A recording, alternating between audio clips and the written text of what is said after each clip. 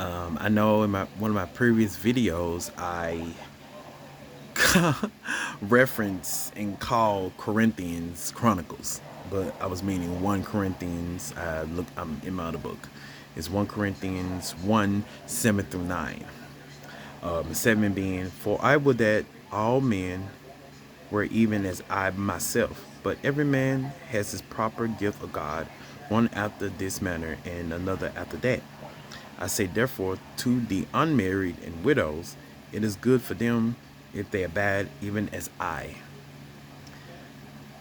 But if they cannot contain, let them marry, for it is better to marry than to burn." That's that. And I want to piggyback on that, even saying that even in marriage, there is always a chance that who you marrying could be an enemy underhandedly, or can be influenced to go against you, or be of a negative spirit.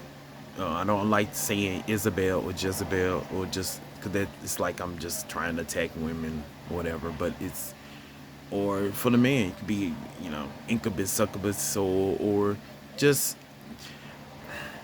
I take them like spirits, or they're allowing their lower natures to influence how they operate, and you associate that to a negative spirit. They in a negative nature being, and it's just wise to just not procreate at all.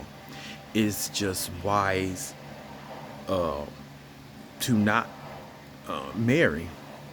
It is just wise not to bring a child into this world and then think that baptizing, or just using scriptures, or being so strict on their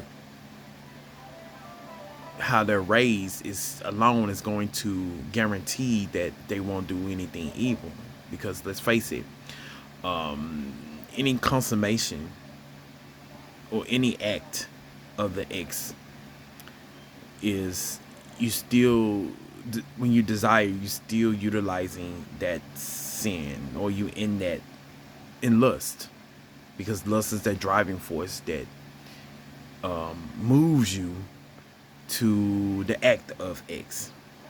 And we're trying to move past even that, because it's optimal for us to revert back to our original state, which is the purest of state as much as possible, to stay in the spirit, to operate spirit over flesh, to ensure that we're moving towards the permanent salvation as much as possible.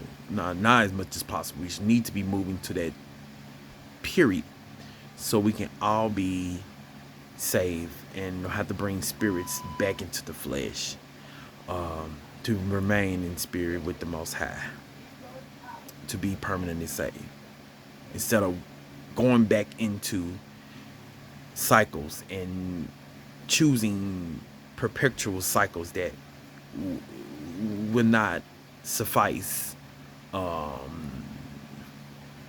permanently, that will just only fulfill you for temporarily, and then you have to do other things and keep going through these cycles just to fill that void until the day that you die, and then you lose everything, and then it's a chance that if there isn't such thing as reincarnation, you come back and basically do the reenactment of the original sin, which is creation, which is procreation, putting spirit back into the flesh, just for you to go through another cycle, a wave of life in this realm.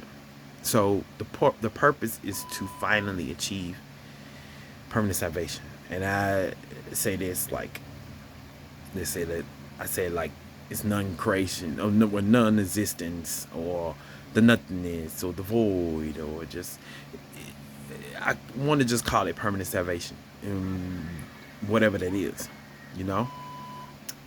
And that's just the step that needs to be taken. Antinatalism. No procreation. Thank you very much.